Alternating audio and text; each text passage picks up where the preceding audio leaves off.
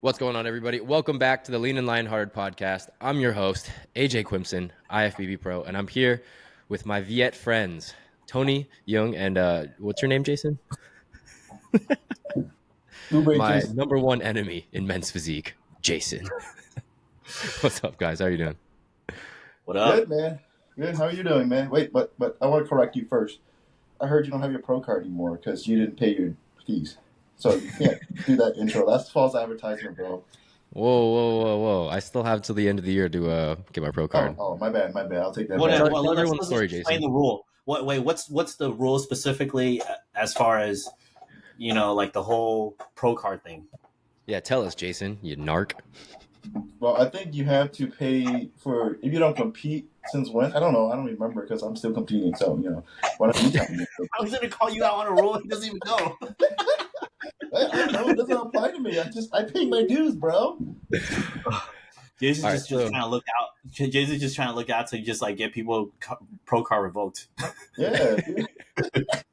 All right, so Jason and I were training legs last week, and Jason was being a little bit of a wuss, and he wouldn't add weight when I was adding weight. So then he decided to tell me that you might not have your pro card anymore. He said, so I Googled it, and the rule says kind of, if you haven't been an active member, meaning like you haven't paid your dues for the IFBB Pro League for 3 years, after that, they can revoke your membership, and then you'd have to requalify as a pro.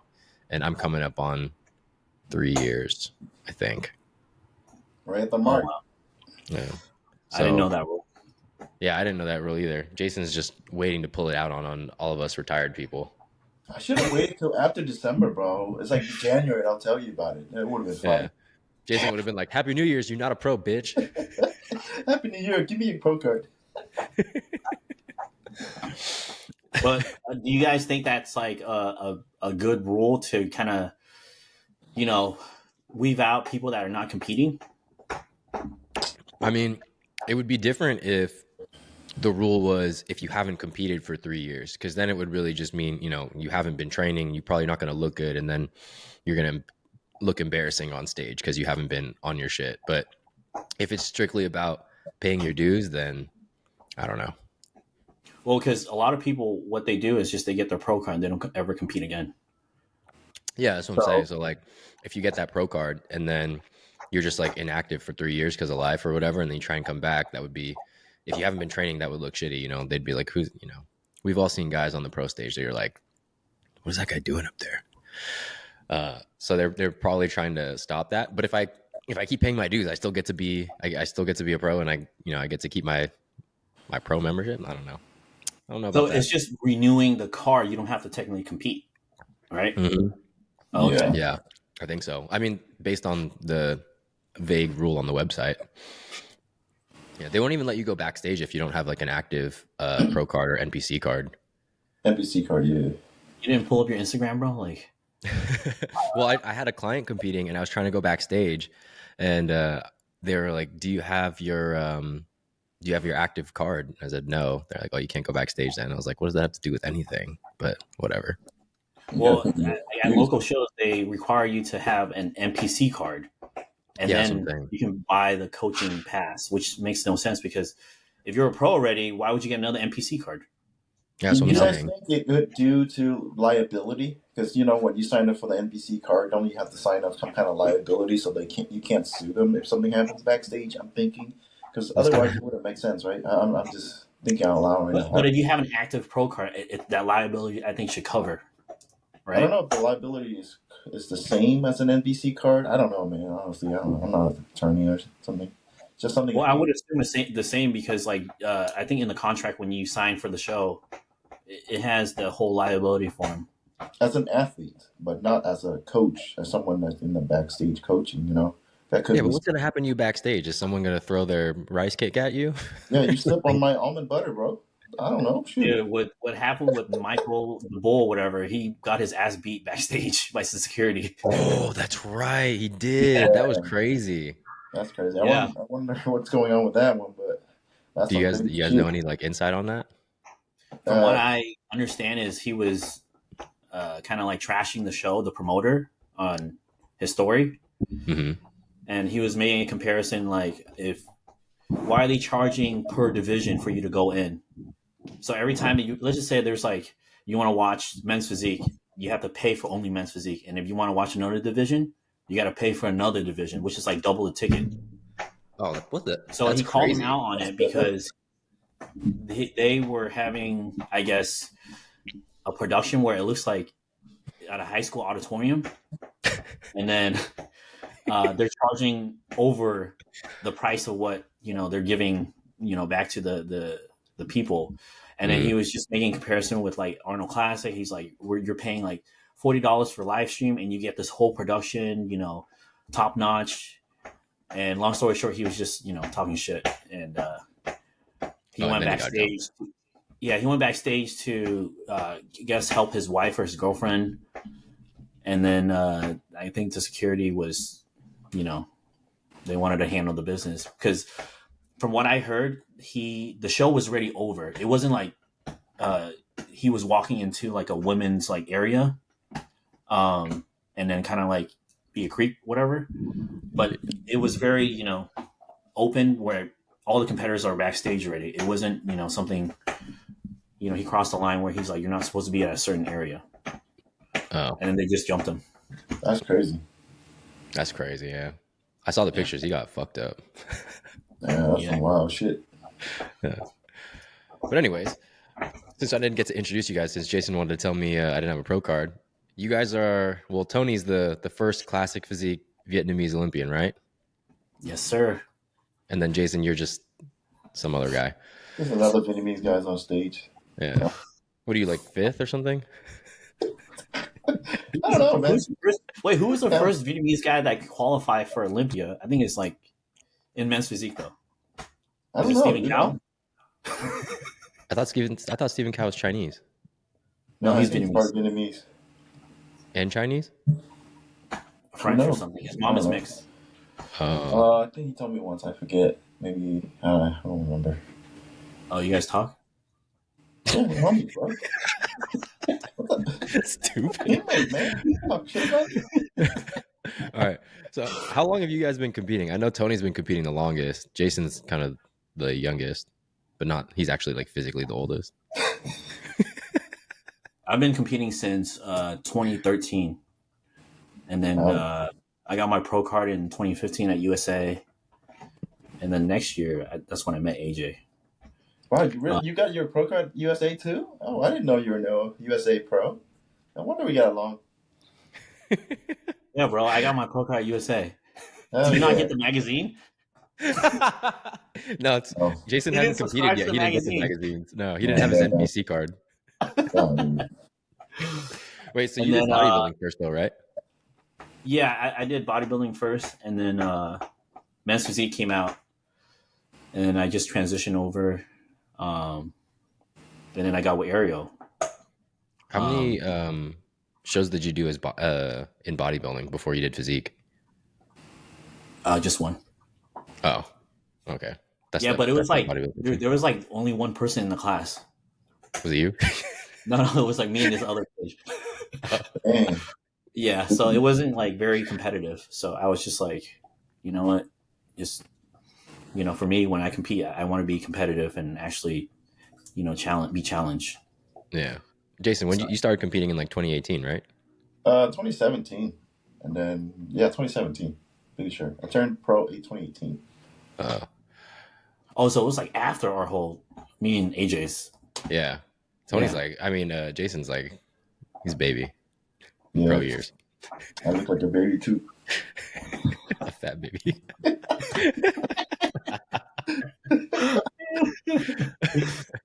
Yeah, man. I know what you mean though, because there's like barely any bodybuilders that usually at shows, especially in California. It's like, maybe 2-3 people a class. But back in 2013, 2014, physique was huge. There was like 20-30 people in every show. Yep. Because it was more. Now I think classic kind of like really took over. Yeah. So there's a lot more guys competing in classic. Yeah. How did you do your first physique show? Dead last. I didn't know how to pose. I didn't know how to diet. I didn't know anything. Oh, you coach yourself? Yeah, I coached myself the first show, and then Yep, it will look really bad, and I went home and I was like, dude, I'm never gonna do this ever again. Look stupid like this, because I had my friends and family come out and support, and then like that during that time, I didn't know like first call out, second call out. They were still doing like the quarter turns where you Yeah. they weren't doing front and back yet. So I was like, so what do? I just stood still and just like follow whatever the other next person in me was doing, and then like when they were doing first call out and then second call out, and I still didn't get called, and then finally the third call out, it was just me and this other like 3 dudes, and I was like, oh, I think this doesn't look good. So it was embarrassing. Let's just say that. Jason, how'd you do your first show? Let me see. 2017 Grand Prix. I won my class, and then I got destroyed in the overall. You won your class your first show? Yeah, I won my class first show. Class I think it was A, A or B. I don't remember, but I'm tall though. But probably B. No, you were in lowercase a. What does that make me? Do you remember who won the overall?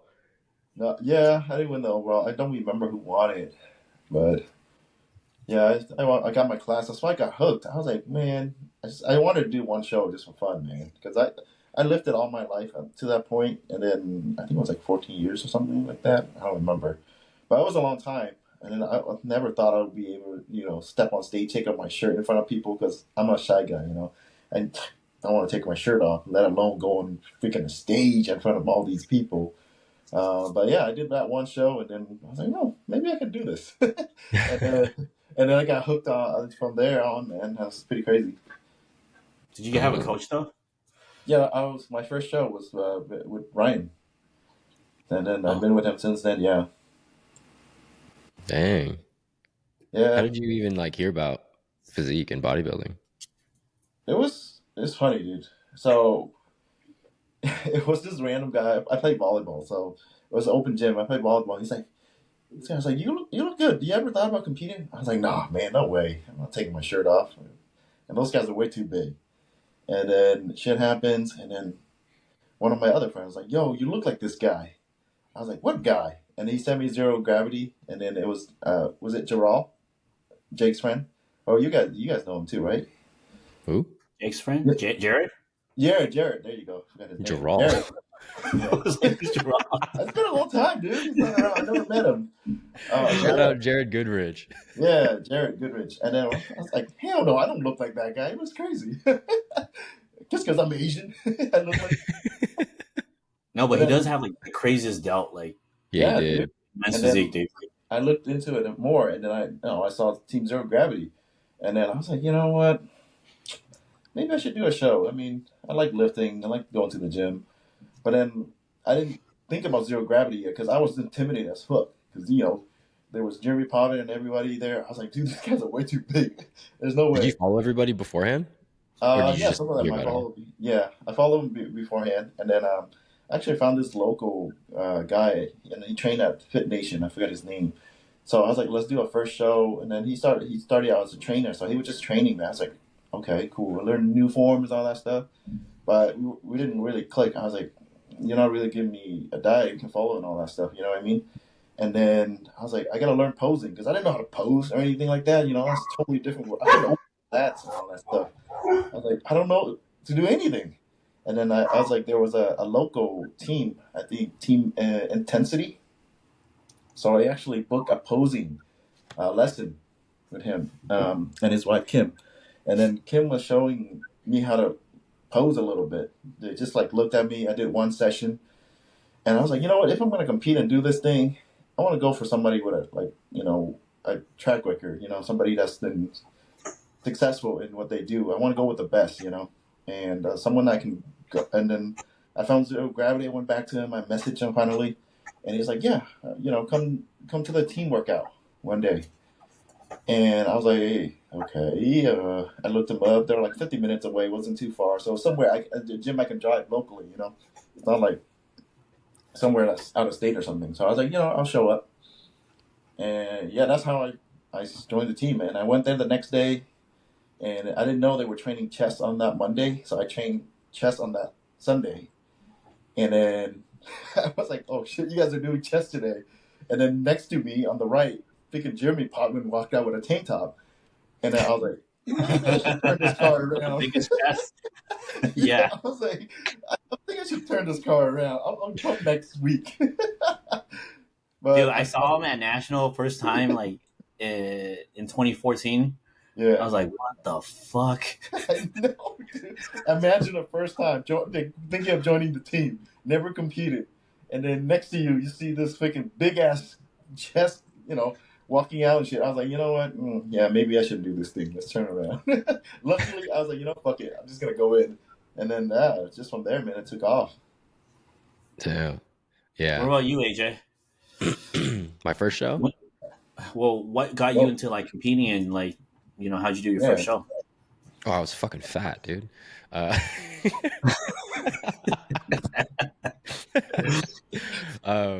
got into competing because I was really fat. I went to college to play rugby.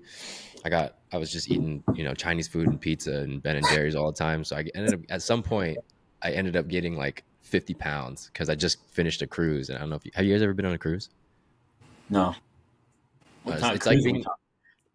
it was a cruise to the Bahama, but it was like it's like being in an all-inclusive resort, but like you can't leave because you're just on the cruise. So I was ordering like 4 appetizers and 3 entrees and 3 desserts like every single day, like all day long. I was just doing whatever, and then I came back and I was like 230, and I was like, oh god, I'm fucking fat. Damn. And yeah, but there's this dude that he went to my high school, and he was with Ariel. And I saw him get dice. I was like, damn, dude, if he could do it, I could fucking do it. And I tried doing it on my own, and then I just didn't get anywhere for like 2 years. And then I hired my first coach, lost like 60 pounds. And 60 pounds? Yeah, 60. Yeah, how 60. Long? Like, how long were you with that coach? That was like maybe like 5.5, 6 months. What the? Oh, damn. Yeah, dude, that prep was horrible. I was doing like, I didn't eat anything but chicken breast and tilapia and, veggies. And then I was doing like an hour and a half, 2 hours of cardio every single day. Yeah. So it was pretty shit. If they had the Alpha League transformation, you would have won the 20K transformation division. Yeah. I ended up having to push my show back like hella times because I just wasn't in shape enough. And then I was about to move to Hawaii to go to school, and it was the last show of the year. It was Excalibur. It was like December 14th, 2014. Yeah. And I was like, fuck it, dude. I'm just going to do it. Like, I'm going to make sure this happens. So I competed, and I actually kind of slouched because I was like, oh, I'm not very big, like I'm going to slouch and try and get in like a shorter class so I can like look bigger. I slouched so much they put me in class A. I was like 3 or 4 inches taller than everybody, and I was like, I don't know, maybe I should tell them, but yeah, I got wrecked. I got last place. Damn. And is that like after that? That's when you hired Ariel? No, so I did that show, and then I moved to Hawaii, and then there was a show coming up in April, so it was only like 5 months away. And when I first got to Hawaii, I was like eating a bunch of shit. And I got fat-ish again. And then the coach that I was working with, we ended up being really good friends. And it was weird because I like wasn't paying him, and it was awkward. So I just took it on my own, and I basically did the same thing again. I was doing 2 hours of cardio a day, and I didn't eat anything except egg whites and chicken breast and tilapia. And I got 8th this time. And then I spent like the rest of the year bulking. I was like, fuck, dude, I just can't do this. And then I felt really competitive. I was like, dude, I can't just leave it off being like 8th place and last place. And then I hired Ariel, and then moved back. Mm-hmm. When did you win your first overall, Tony? I never got an overall. Like shit. The only do you count a pro show win an overall? I count a pro show. That's an overall. Okay, so the San Diego show, 2022. Was it 20? Yeah, that's when you qualified your first time. Oh, yeah. And I think I was the last guy to get a sword from muscle contests. Wow. Yeah, dude, they stopped giving those out. It's whack. Dude, I wanted one so bad. I think You never got a sword? I never got a sword, bro. Oh, well, now you got hammer. Yeah. you want to battle? AJ has like 3 swords. Wow. I have shut 2, up. but I only have 1 at the house. Oh yeah. Only one at the house. Sorry that you didn't win more overalls, Jason. I know. I think this might be like conspiracy, but after I won the overall, I was walking around the mall with the sword, and I don't know if someone reported it, but from what I heard, people were reporting that I guess somebody was using a weapon in public or something, and that's why muscle contest had to, take back the. So it's your fault. So it's your fault so. I never got a sword. I'm not sure. Because clip that. After the show, everybody. I went to what is it called, Little Italy in San Diego, and I was walking around with the sword and the medal, and then some guy thought I was like coming from like a medieval like festival or something. He's like, "What kind of sword is that?" Well, I was like, let's go back a little bit. Why the fuck are you walking out with a sword? Do you have a car somewhere you can put that shit in? No, we went straight from the show to eat. Oh, you wanted food that bad? Okay, all right, never mind. Yeah, dude, I was like, let's eat, dude. If AJ knows like how my post show is like competing with me, or even actually in between prejudging and finals, he knows. Put it in a car, dude, or something. Jesus. Well, he Ubered, bro. Oh shit, man, I don't know. Yeah, Tony and I did a show. Honestly, I think that's what happened, because after my show, there's no more weapons that was given out from match contest. You probably got a lot of hate for this, man. I'm the first one. I don't know. Well, we're gonna clip this. Everybody, just so you know, if you win an overall and you've always wanted a sword, you're not gonna get one because of Tony. All you get is a slightly bigger trophy. Because he couldn't help himself from the fucking food. I wanted people to respect me. Oh, dude. You just lost all my respect. The second sword that I won, my goal was I wanted to win 2 swords, but I only got 1. But I cut a cake with it the night that I won. Yeah, because the cake didn't come with any freaking knife. Jason's like, cake? Why didn't you invite me, bro? I would have came. Now, knowing him, there won't be any left by the time I get there. Dude, you should have seen Tony. So Tony and I competed together at the beginning of 2019. We both got fucking smashed. And then in between prejudging and finals, we're staying at the same Airbnb. Tony's like, I'll be right back. He goes out to eat. He comes back. This dude can't even flex his abs. And I was like, what'd you do? He's like, I had a burger, some wings, and then I had donuts. I was like, oh, you want to try one? He goes, yeah. And then he eats like a donut or 2. We go to finals. Ariel's like, let me see you guys. Tony lifts up his shirt and Ariel just goes, what'd you do? Don't show up for finals. Dude, I was dead last. Yeah. Like the last call out too. Yeah. We were both last. Damn, dude, that's crazy. Well, while we're on that topic, let's talk about like post show and rebounding, because I'm pretty terrible at it too. But it sounds like you guys are worse. Well, we can see the rebound in your face right now, Jason. What are you talking about, bro? How much do you guys gain after a show? Like from Friday or Saturday morning until Monday? I would say like maybe, honestly, worse probably 20. Not that bad, probably like 10, 12 maybe. Just depends how bad, the prep was or anything like something like that. Like how much I struggle, how much craving I have. What about you, Tony? Within like the 24-hour span, I can probably 15 pounds. Oh, okay, yeah. On average, it's like 10, 15 pounds. Yeah. On average, I'll gain like 16 pounds from Friday or Saturday morning up until Monday morning. But a lot of that is like undigested food. But 20 pounds is crazy, Jason. That's a lot, bro. I mean, that's like 2-3 days after. I don't know.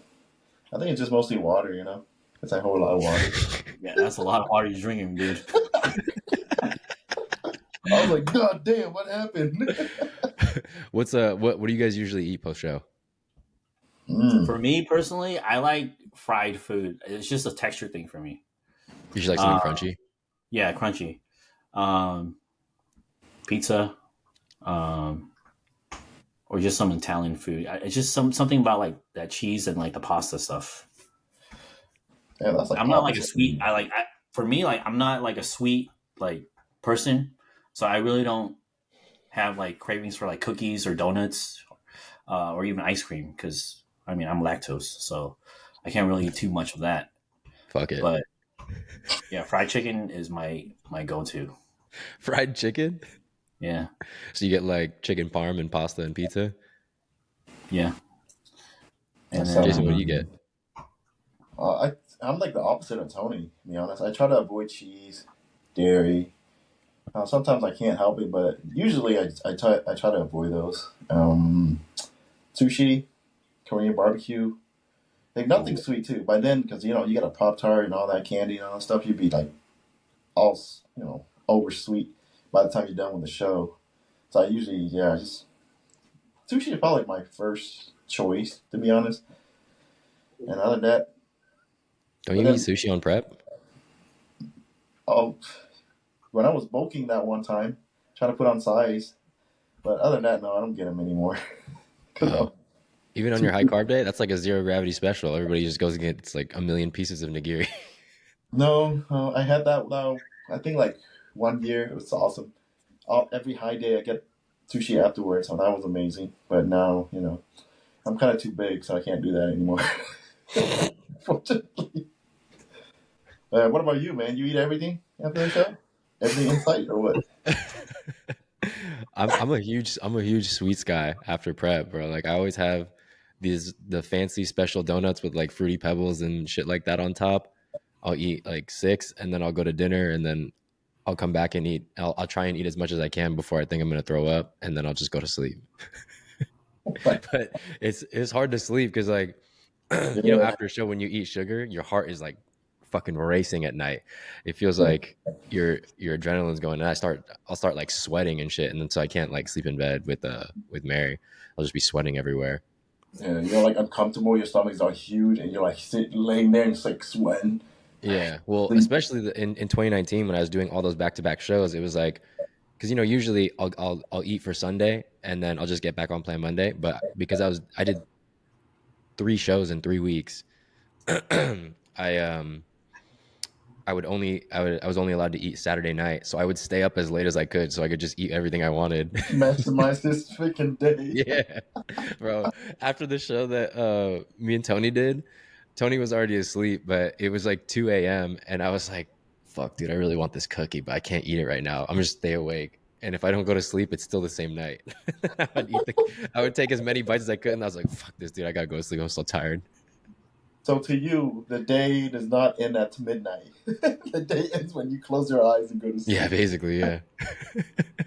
But then the next day, I was just back on it. That was fucking funny too, because me and Tony drove all the way to Sacramento, or not. We drove to Vallejo from Sacramento to go film something for Ario, which was very poorly planned, because only me, Tony, and James Hurst showed up. And we were just like, "Oh, where is everybody?" That was that picture that AJ sent in the group chat of me.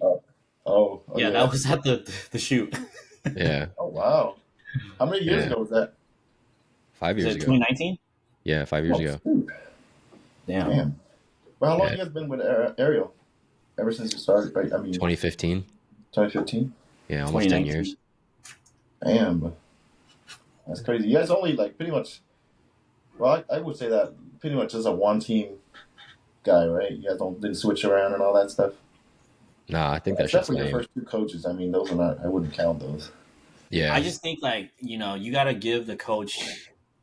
Like speaking of top coaches out there, it's just I see this a lot. It's like guys would hop onto the hype train of whoever is like the hot coach at that time, but I don't think it works like that. You got to let the coach, figure out your body after a couple of shows. And if it doesn't work, it doesn't work. But it's just, like with Ariel, like he figured out my body within maybe a few shows. And then we know the formula now.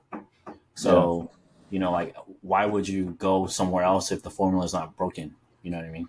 Yeah, like you said, even with someone as good as Dario, he needed a couple of shows just to learn your body as well. So I think just any coach. Yeah, just any coach. And then some coaches takes even longer than a couple of shows. You know what I mean? Because their bodies are just so different. Yeah. Well, I mean, like every prep's different. There's like a way. There's always a way that you think the peak is going to go, and a lot of times it doesn't go like that. So you kind of need a few reps in to try and get it done. But everybody likes to hop coaches and blame the coach, like, oh, I didn't peak right, or I didn't do this, or I didn't do that. And most of the time, they're either not as big as they think they are, they're not as aesthetic as they think they are, or they came in fucking fat, and they like to blame the coach, like, oh, well, I was so flat, that's why I didn't place. It's like, nah, bro, you sucked. That's why you didn't place. You're not ready for the top 5. Then people always think, oh, if I just hire this coach, everything's going to be different. But at the end of the day, it's like, for most people, you just got to put in the fucking work. Like, you're not doing what you're supposed to do. That's why whatever the coach is giving you isn't working, right? Like, Tony, like when you're trying to peak somebody, if they've been doing something and you don't know, it throws everything off, because everything is so specific, right? Like how much salt you give somebody, how much water they're drinking. And if they've been doing a bunch of other ass shit, it's really hard to say, like, all right, if I'm going to make this adjustment, I know what's going to happen, because they haven't been doing what they're supposed to do. Yeah, and I think it's really hard for a lot of the clients to understand, like, we want to be in control of the variables throughout the prep. So like when they're doing extra stuff, like extracurricular stuff, or just doing stuff that they're not supposed to, we as coaches don't know, like, we're not magicians where we can't just like peak you like perfectly. So like we only could work with what we know from, their check-ins and how they respond to stuff. But yeah, it's just, like every data that we get from them matters, but I don't think a lot of guys understand like why we request like check-ins, like, so frequent. But it's, help them. Yeah, like at the end, I had my clients, they'll check in after every, like 30 minutes after every meal on the last like 2-3 days, just to make sure that, we're on track. But if you've been doing a bunch of other shit and I think it's going to go one way and then it doesn't, like, that's because you gave me bad data.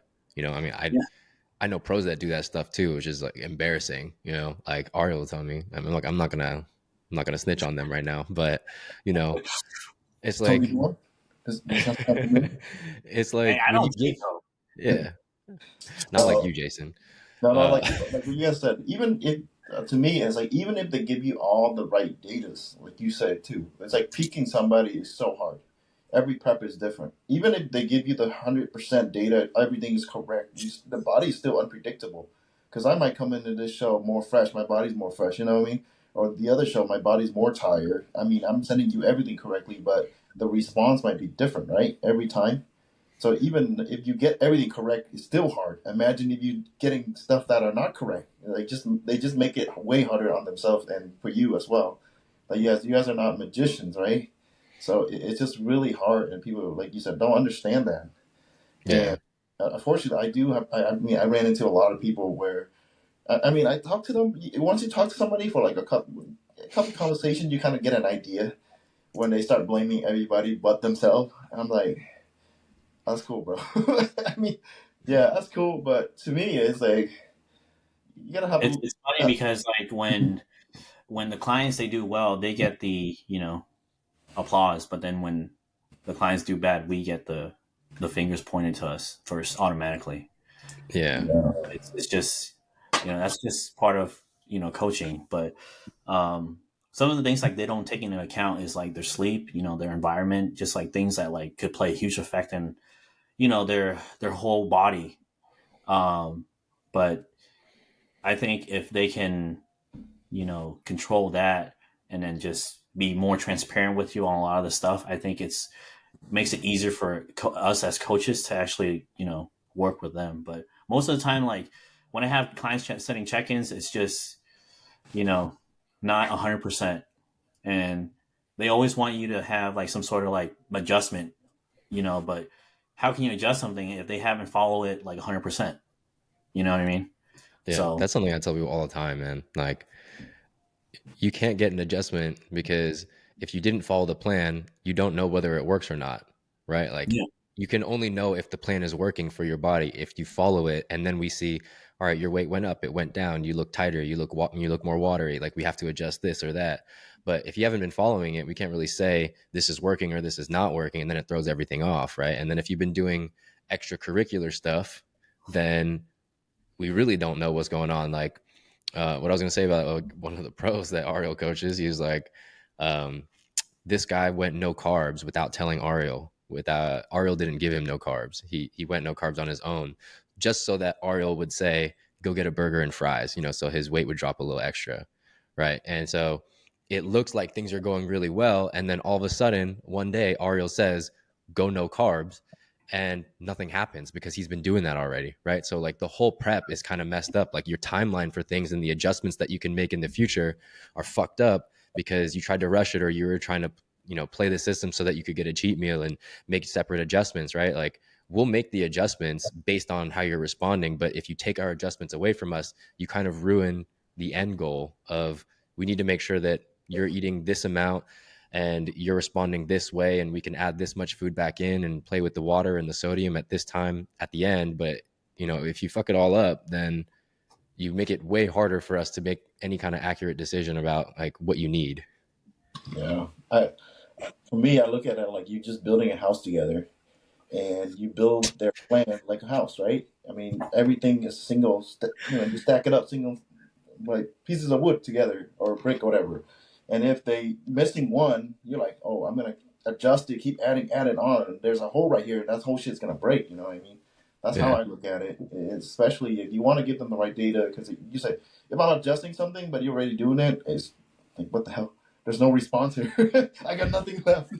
That's a lot of shitty house. It's hard. They just got to make it easier on themselves. I feel like you can't. That's not where I thought you were going with the house thing. I was just imagining two people holding hands, like building a house together. That's why I was like, what are you coaching doing? is so hard, man. No, but what I don't get is like, guys will be hiring coaches to, coach them, but they don't follow what we tell them to do. Yeah, like they want to So beat it's like, themselves and they think they know why are you better. hiring me to help you if you don't listen? Yeah. They want to do their own thing. And it's like, I wouldn't say it's contradictory to what we're doing, but most of the time it's like coaching, we go based on the assessment of like what their daily activity is, and then we adjust to that. But, even if you give them the plan and then they still do something else, and then, they send us check-in and it's like everything is like off. I'm like, what's going on? Like, what are you doing? And then you have to play detective to try to figure it out. And, it's not like our job to play detective as coaches. It's, for them to just be as transparent as possible. Yeah, so that's always it's just awkward something too. that, like, yeah. When you accuse them, if like, are you lying? Like, are you telling me everything? It's hard to say that. I don't like to do that. Yeah. It makes it so much harder if you just can't be honest. Yeah. I always tell them, like, dude, I only have one, but I was like, just tell me, man, when you cheat, just let me know. So at least I know what's going on. And then, so you can be like, yeah, me too. You always still got to do detective. I was like, you look a little off today. At first, they're like, oh, no, I'm good, man. I've been on straight. And then you're like, you look a little bit off. Anything different that you did? And then everything started coming out. Yeah. I was like, why didn't you just tell me that at the beginning, dude? Yeah. I'm not working against you. That's another thing, bro. Like, I don't know about you guys, but I have a question that just says, how well did you follow a diet on a scale of 1 to 10? And some people love to put 10 and they're not following anything. They're like, oh, well, I went to Subway and I replaced one meal with this, and then I had this Frappuccino fucking latte thing. It's cool though. It's just coffee, right? And I was, and you're like, it's not the same. Or like they put a 9 and they're like, oh, I missed like 4 meals this week. And like, that's not a 9, bro. Like it's a lot of meals. Like you're fucking up a lot. Like you're not accurately rating. And I think a lot of times it's just because people don't want to admit that they're fucking up that much. So they put it like as a 9, so then it doesn't feel as bad. But if you can't be honest about how well you follow the diet, you're not going to really have that sense of urgency. Like, oh, I fucked up. I need to fix this. Yeah. What's your guys' favorite cheat meal on prep? On prep, I still like my fried chicken, bro. Was it? I still like my fried chicken. Oh, wait, who gives you? Ariel don't give you no the fried hell chicken you on get prep. fried chicken on your prep? Oh, like that I'm allowed to eat? Yeah. You're cheating me on Well, prep. Ariel only gives me sushi and I love burgers and fries, but So burgers and fries. I was like, what the? Yeah. Like, damn, that's a new diet. You get fried chicken? Yeah. I mean, No. Tony gets chicken breast, but he gets it from Popeyes, and he just peels the fried chicken skin off. It's the same thing, the right? oil's not stuck. It's so good, man. Hey, I actually know somebody that actually does that. I know. I'm not gonna say it, but that's why I said it. I'm not even gonna ask. Jason, what's your favorite cheat meal on prep? Oh, sushi, man. Honestly, can't go wrong with that. Tony, your burgers or sushi? I like burgers better, but Ariel just has me doing sushi this last week prep. We haven't done any burgers and fries ever, except where do you for get burgers and fries from? Where? Yeah, because usually, if you're here, you usually go with In-N-Out. Yeah, In-N-Out, but I'm in the South now, so there's a place called Wayback Burger or Five Guys. Five Guys is crazy. Like the amount of calories in Five Guys is actually pretty crazy. I mean, it's freaking it's expensive small though, too, man. Honestly, Five Guys burgers are tiny. I was like, I don't like it. Oh, you get a buttload of fries, yeah. They give you a whole bag, even if you order a small. Yeah. I only recently been able to eat fries. Before that, I just get a burger. I get no fries. It's fucking expensive too. It's like $20 for a burger and fries. Yeah, $20 for a burger. You know how much I get at In-N-Out for that? So now that I'm on prep and I'll go out to eat, man, I just realized how expensive food is outside. Just to be honest. Yeah, when you eat as much as you eat. It's like, no, bro. I was like, I'm gonna get a burger. I was like, what, $20-some? I was like, when? It used to be like freaking $7 or something. Yeah. Well, since they tried to make fucking fast food minimum wage $20 an hour. I mean, I'm all for the workers, but wow, $20-some. But In-N-Out's still okay. In-N-Out prices are still okay. Where were you eating yesterday with your million salads? Was that for your wedding? What do you mean? That's my diet nowadays, man. That's why I usually eat every day. Wow, you guys fucking. Oh, that was my venue, my wedding venue. We did a taste testing for a venue yesterday. I'm not gonna lie, those salads were pretty good, man. Those are fancy ass salad. I just say that. So yeah, you guys come prepared to eat those salads. Where's your venue? It's in Costa Mesa. Turnip something Rose. Oh, Costa Mesa, that's bougie. No, it's okay. It's decent. It's not bad. The space is really nice.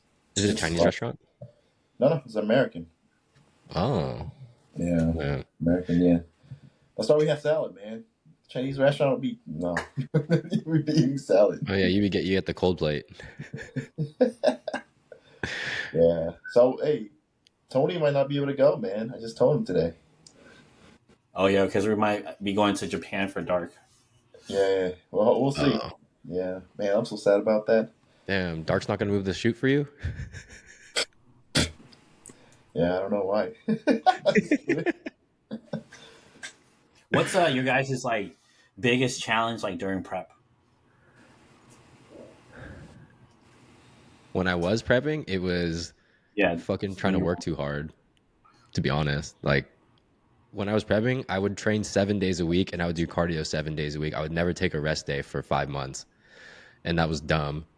So I was always stressed out and I couldn't sleep, and eventually it's hard to do anything. So I used to just shoot myself in the foot by trying to outwork everybody, but it would just really fuck me in the end. Yeah. Yeah, that's I feel you on that. But that's I totally. It's just you feel like you're not doing enough. Yeah.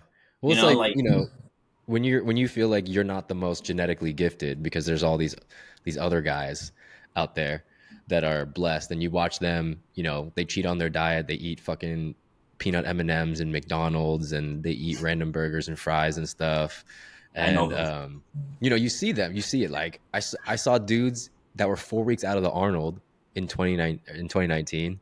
They were all cheating on their diet. They were even drinking, and I was 12 weeks out or whatever of Gov Cup, and I had my Tupperware. I was the only one that had Tupperware, and they're all obviously way better than me. And I was just like, fuck, man. I mean, the only way that I can even think of catching up to them is if I just do this better than them. If I'm just more on point, I'm 100%, and I try and work harder, because that's the only way you can make up ground on someone that's genetically better than you, is just trying to outwork them. But you also have to focus on recovery.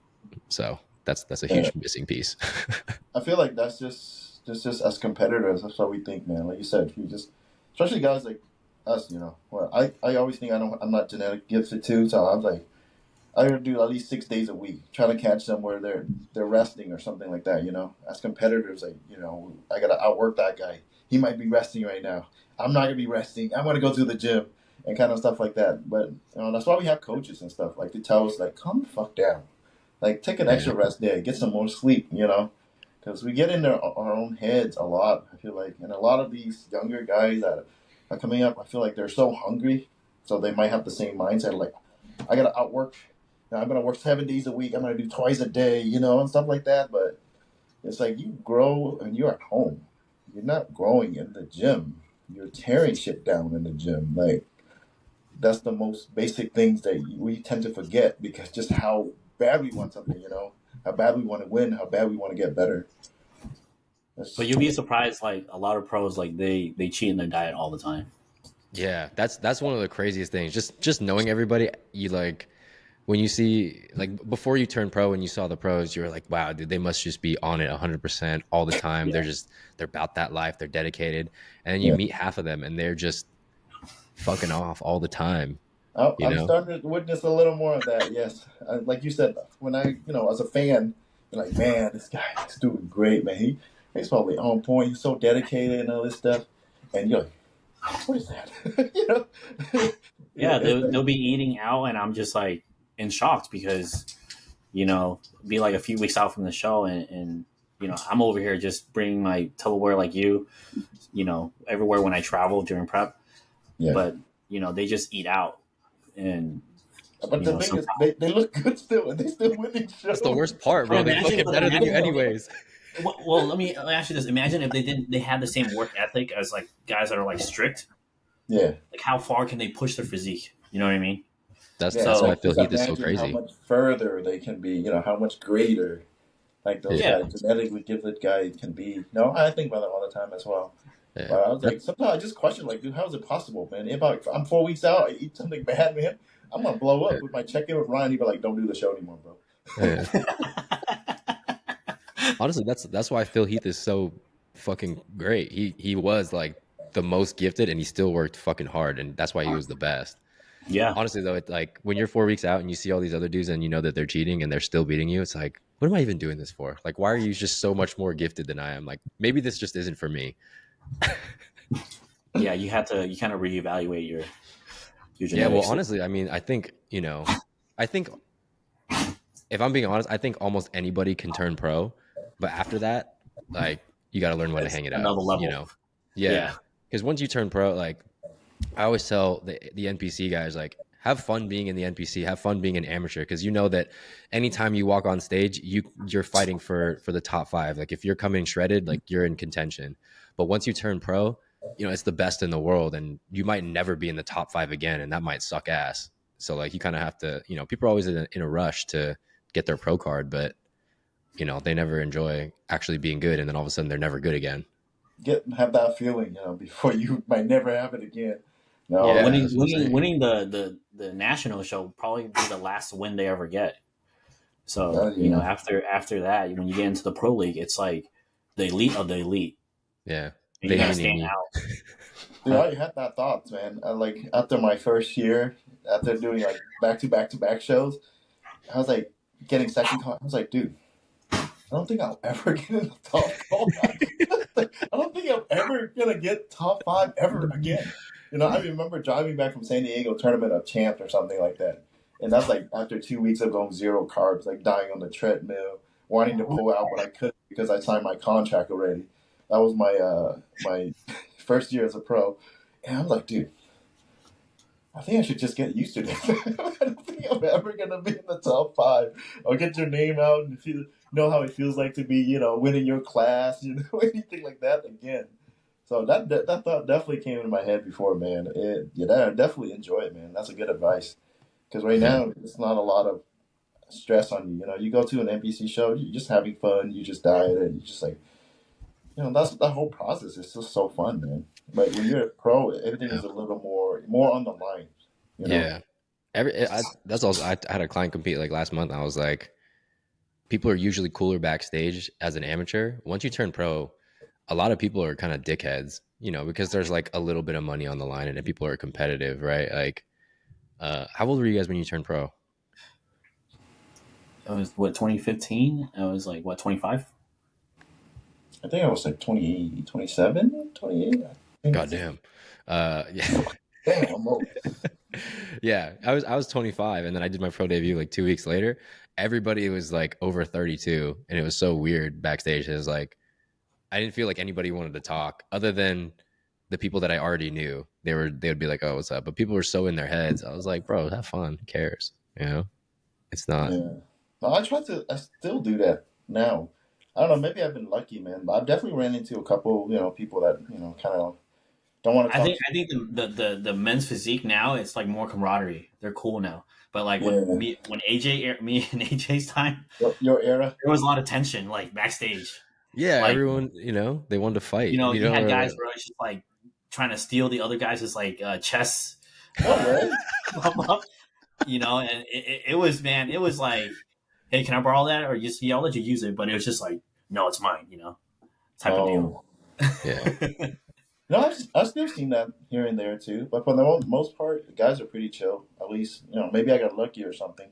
Yeah. Well, I think it just depends on when they meet you, right? Like if you meet someone and they respect you, they'll talk to you. Like I've heard that from a couple people about some of the top guys back at that time. Like my friends met them and they were like, they were like, yo, can we take a pic? And they were like, yo, hurry the fuck up. You better have your phone out, if you're going to ask me for a picture. And I was like, whoa. Yeah. And then I was like, oh, well, I met them and they were cool to me. Yeah. And basically what my friends were trying to tell me is they were like, well, they probably just respected you because you're a pro and we're just like random people. And I was like, maybe, I guess, I don't know. But that still doesn't get the right for you to treat people like that, No, for sure not. But that's what I'm saying. Like Jason, like they might be cool to Jason because they respect Jason because he's been in the game and he's good. You know what I mean? Versus not everybody's willing to talk to the new guy. Yeah. But I mean, I'm always in the backstage joking around, talking shit, like, hey, what are you eating? Or this and all that. So, I mean, I guess, man, you want to be all about that. I mean, I respect it. Some people, they could get competitive, and we should be. We're fucking fighting to get a qualification, I mean, you don't come to fucking play it around, make friends. Yeah, it could be the difference between $500 and $1,000. Yeah, exactly. It could be the difference between Olympia qualify or not qualify. Yeah. That too. Yeah, but I don't being nice backstage not gonna make me lose my damn freaking chances of winning. I just don't feel that way. Yeah, I get it. Whatever, man. Maybe I think a lot of the guys backstage is just like trying to get into the other guy's head, or they're just trying to play mind games backstage. So it's just like you feel like that tension, because obviously everybody wants to win. They're trying to find like this competitive edge. Like even if they try to get into your head or like maybe, I don't know, steal your pump up stuff or little things, it's just to have an advantage, I say. But I don't think it happens now, I heard the classic guys are way cooler, like around each other. Yeah, men's physique was a little drama back in the day. Yeah. I miss a lot of that. Dude, Tony, when Jason and I were working out last week, there was like 3 or 4 guys training legs and they were super loud, and it was like whatever, but one of them starts talking to Jason. He's like, yeah, bro, I feel like I maxed out my potential. I'm like 22 years old and I feel like I just can't grow anymore. And then I really thought about it and I was like, fuck, dude, I turned pro when this kid was a freshman in high school. I was like, holy shit. Yeah, I know. I felt old. Yeah, I felt old. Yeah, definitely. When you like after you hit 30, you wake up, it's just everything hurts. Everything hurts more, hurts longer. So I'm getting more functional, bro. So I'm doing shit with kettlebells and stuff now. You're about to become a dad. Yeah. Yeah. Well, I got to make sure I can train him. Dad bod is here before his baby. Oh, asshole. All right. I have a question. Would you rather give up chicken or white rice on prep? I'll give up chicken. I can eat rice all day. Yeah, I'll probably give up chicken too. So if you give up chicken, that means you have to eat fish every day of prep. I like fish. That's fine. Really? Yeah. Yeah. Actually, you say that now, and then when you start, eating, you get sick of it fish for a long time, then you're like, I'm so sick of fish. Yeah. Because you only have like 2 options. No matter what, you can't run away from this. Right. Yeah. I don't know, man. This is coming from a guy that goes 0 carbs, so I need my fucking rice. Oh yeah, you only eat fish anyways. Fucking fish, mustard, and cabbage. Yeah, dude, I need my damn rice. I'm Asian too. Well, why do you need it? You don't even get it. That's true. Never mind. I'll stick with chicken. Change my answer. I think I'm taking chicken. I would have to bite the bullet on white rice and just make potatoes. But making potatoes is just such a fucking hassle. It is, but it tastes so good though. It does. Sometimes it's the salt, yeah. Yeah. But then when you want to make it crispy, like the time between when you're starting to prep your meal and when you actually get to eat is like 30 minutes. And I'm just like, I'm fucking trying to eat right now. Do you bake it or what do you do? No, I throw it in the air fryer for like 20 minutes just to make sure that it's like a little bit crispy. But then, waiting the 20 minutes, you're just like, fuck, bro. Dude, but imagine those old school guys, though. They didn't have the air fryers and all that stuff. Oh, yeah. Dude, a lot of the bodybuilders, like you see them on like YouTube and stuff. They're like, this is how I prep my chicken and shit.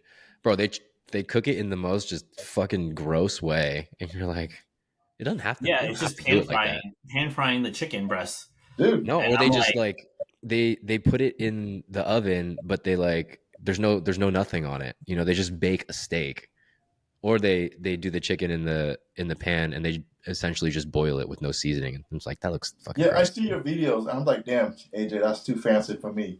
I eat with a purpose. That's too much work. Let me ask you this: do you think they just did it for the video, or like I know for a fact no one can eat plain chicken for like a whole year? I could.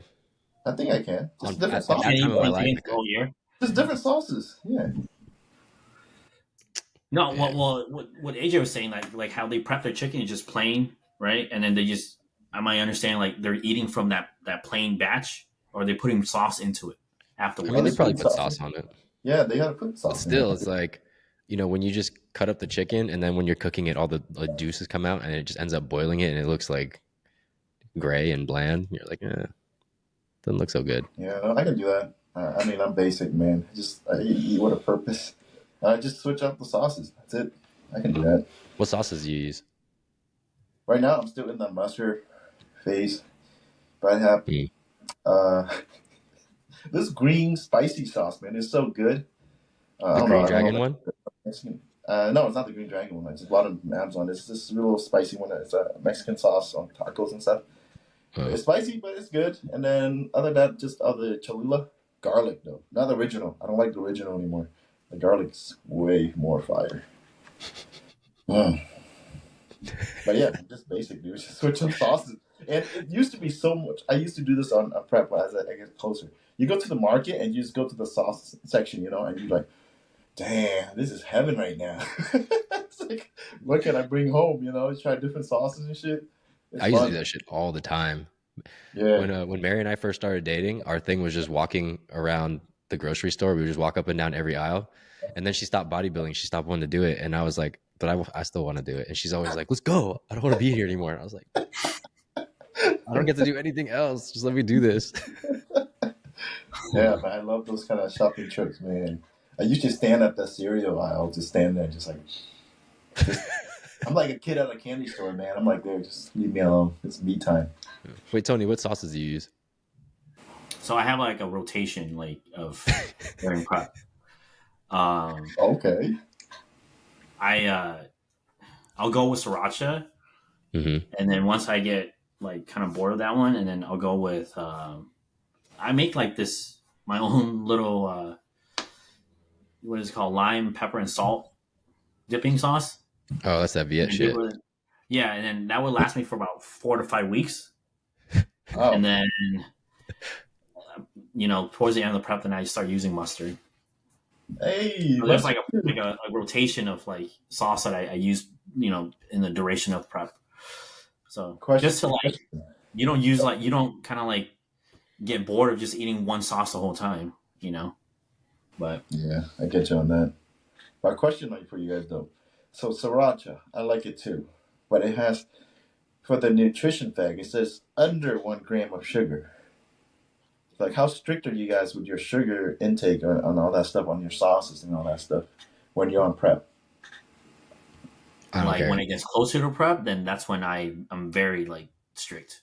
But I think if you're like 10, 12 weeks out, I don't think it does like a huge, difference on because you still have body fat no matter what.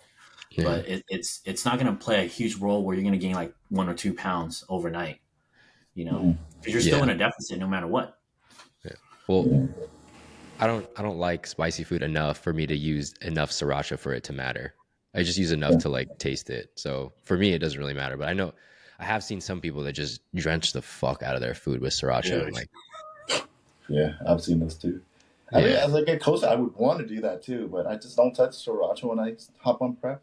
I don't know. I'm very like nervous about everything. I see like anything, like any kind of sugar in there. I was like, I have to add up all the amount that I've used in a day, times that by a week, times that by weeks I'm going to use it, and I get nervous. So I was like, I got to go with 0, or else it just trips me out.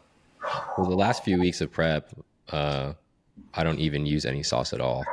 So yeah, wow, yeah, that's hard, man. But you season your chicken though, right? So it's already in the chicken or whatever protein with a specific amount of salt. Yeah.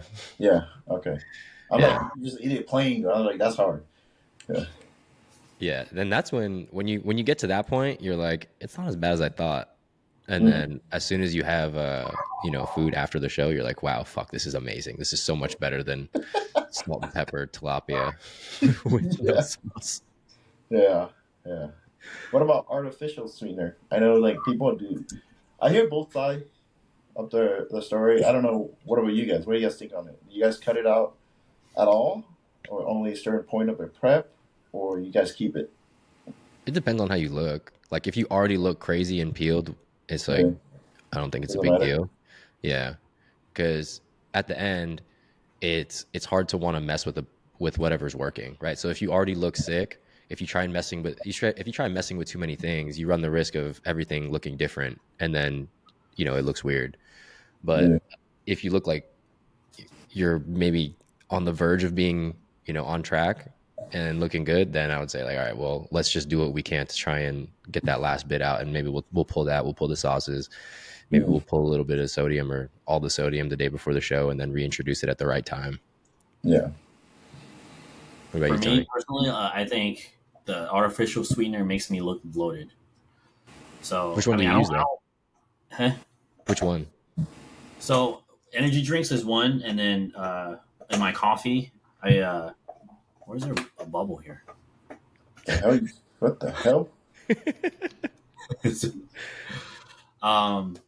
BCAAs, and then the pre-workout and stuff. Condiments they have. Just any natural. Yeah, just anything that even some sauces that you use has artificial sweetener in there. I used to drink you remember the ice. Yeah, those are good. Yeah, sparkling water. Yeah, those are really good. But I think there's a lot of artificial sweetener in there too.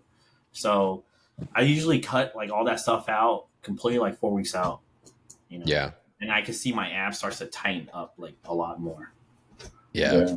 There was one point where I was making like protein ice cream with xanthan gum. So there's not really like a lot of calories. There's not really any calories in there. But what it's used for is to thicken things up. So like if you put it in like a sauce or you put it in the protein ice cream, it makes it thick like ice cream if you put it in the blender. Yeah. But then I noticed I was getting hella bloated. Like I just looked hella watery on it. But there's no calories or anything in it. So, well, I mean, there's like very, very small for like the amount that you use. You only use like 2 grams worth. But yeah, I looked at like a lot worse. And once I pulled it, like I tightened up like immediately. Yeah, so just beyond the calorie count, right? It's just like what you intake can change that a lot too. Yeah, I'm always like nervous about that too. I'm like Tony. I feel bloated if I do natural. Like that's why I cut out. Like before, I used to be crazy. When I start prep, like 16 weeks out, 14 weeks out, I'll cut artificials. Like no more pre-workout, no more EAs and all that shit. I just do black coffee. Sucks. Like you're trying to find that energy to go to the gym and work out. I was like, it's like black coffee, but you live. I imagine it like you live your life in a black and white film. You know, I mean, you take out all the colors in your life and you take out the artificials. But now I cut it a little closer, like 6 or 8 weeks. But I feel like I get bloated too with anything. Like especially, I don't do energy drink at all because those things will blow me up like crazy. Even EAAs, man. It's like, but I know guys like the guy that I read before, Arya. He said he's artificial. He keeps it through, and he comes in shredded as fuck. And I was like, why do y'all even cut it out for? But I was like, my body maybe just different. My body's not like Arya's body. But I know he doesn't cut out his artificial at all, and he looks crazy at every show. You know what I mean? Yeah. So I guess it's one of those. I mean, it works for some people. You know, like they can probably digest it really well. But for me personally, I can't digest that, and it's just, you know, it's makes a huge difference when I cut it out. I can see it like my physique starts to change. I think it gives me that dryness. Yeah. That dryness. If I were to take it, that I won't get it to that point. You know, I have like a layer over or something like that. Yeah, there's like a film like that's still like over your abs. Yeah. Like you pinch it, it's like there's like nothing there. Yeah. You know, it's kind of soft. It makes it look a little softer, kind of like, you know, like you're 720p instead of like, you know, 4K or something. Yeah. It's also though, it's just important, like for everyday people, shit like this doesn't matter, right? Like this is strictly for bodybuilding because you're trying to get like 100% of the potential that you can look at the time. Yeah. But like for an everyday person, like this shit doesn't matter and it's not going to make any difference for you. Like you wouldn't even notice. Like you can only notice these things when you're just absolutely peeled out of your mind and just the smallest thing that's off makes you look a little bit watery or it like makes your lines look blurry, and that could be the difference between you winning and you getting, you know, 10th or something. Yeah. No, this is strictly for those, you know, that like competing at the highest level. We counting it down to the micro things that we can, you know, just trying to get that little tiny edge over. But daily life, man, just make it fun. Yeah. So what's your favorite cereal since Jason brought up cereal? I think a lot of guys that are in amateurs, they don't realize like how much like meticulous like as a pro we have to be, you know, when we get to the pro level, because you know one small little fuck up could like ruin your whole, you know, physique, and you know it could pretty much make it easier for your competitor just to beat you with just that little, you know, mess up. So like now they have to like really understand like why we're like so strict on every little details, because it really matters at the end when you actually go on stage. And you know, I have guys asking, like, why do we have to cut out all this stuff? You know, it's like, because I want you to look your best. You know, it's going to suck for a short period of time, but you know, after that, you can do whatever you want. But you know, they really don't understand like the detail part. Yeah. Well, I mean, that's why most people never do well or turn pro. You know, like they think turning pro is fucking sunshines and rainbows, and they're going to love every moment of prep and they're going to feel great. They're going to catch great pumps and they're going to look sicker every day. But it's not really like that, you know? Yeah. And then, you know, they have unrealistic goals where they're wanting to do their first show and win the overall and then turn pro the next show and then go to Olympia the next show after that. So, you know, it's just, they like to shoot for the stars. Let's just say that. Yeah. It's like, it's kind of sad to sum it down, but I think a lot of it can sum it down to how much suffering you can suffer. The more you suffer, the more successful you can be, kind of, you know. It's such a sad way to put it, but at this level, I feel like it comes down to that. Like, how much can you suffer? Yeah. You want to do better? So you got to suffer more, you know. It's not fun at all, you know. I don't think a lot of sick in the head to like bodybuilding. Yeah. Yeah, I don't think a lot of people know what suffering is. No. They think eating, 100 grams of carbs is suffering. I'm like, I wish I had 100 grams of carbs. I wish I had 100 grams of carbs on prep. Cannot eat. What's the most like cardio like you've done during prep?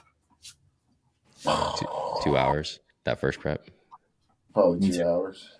Yeah. Yeah, 2 hours. I would just do as much as I possibly could. Like I would walk to work, and then I would do an hour cardio, and then I would do another hour cardio at some other point in the day. Yeah, dude. Now, what do you feel about like, okay, so different cardio equipments? Like, is there a certain one that you go to, or a specific one that you like know that it burns more calories, or you just like kind of like more steady state like treadmill guy? Go AJ. Well, I going back to the suffering thing, I go Stairmaster because it's the hardest always. Just because I want to make sure that I'm doing the hardest possible thing. Just even if it doesn't make a difference, I just want to have the mental edge that it's making a difference, So I always push myself a little bit. If my heart rate's supposed to be 145, I'll be like 150, 155. I'm always just trying to get that edge. At the end of the day, I mean, like for a normal person, it doesn't matter. But I think just whatever you can do to get that edge to make you feel better or more confident on prep is like, you should take it. But don't burn yourself out, though. Yeah, don't do that, though. What do you do, Tony? I have like kind of like the regimen where I'll do stairs like the first like 8 weeks, and then like I back off until the treadmill for the last like 2 weeks, just to give my legs a little rest so that I can actually recover from it. Because stairs itself is like a leg workout, and then on top of that you have to train legs, so you're putting your legs through like a double workout. So it doesn't have that much recovery time. So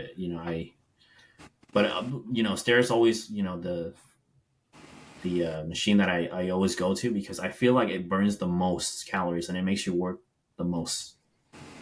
Yeah. Because I don't sweat as much of, going on a treadmill. Like I have to be running. Yeah. And do you have a hard time getting your heart rate up on the treadmill though? Like at the end of prep? Yeah. It's I don't know what it is, but it's just like maybe because I'm tired and I'm just like trying to go through the motion and just get it over with. But like it's not like, making me like, go like hard on the treadmill. I just walk. Just walk. So Jason's he's a bike guy.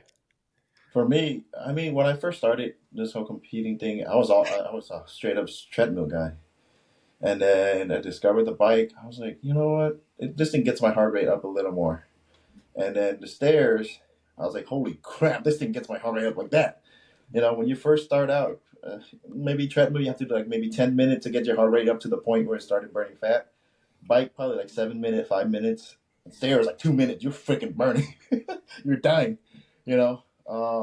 But I switched over to the bike because it's more convenient. I mean, I don't need electricity or anything like that. It's more quiet, and it's just I'm sitting there and I feel like a leg workout at the same time. Because I was like, dude, I need bigger legs anyway. Might as well.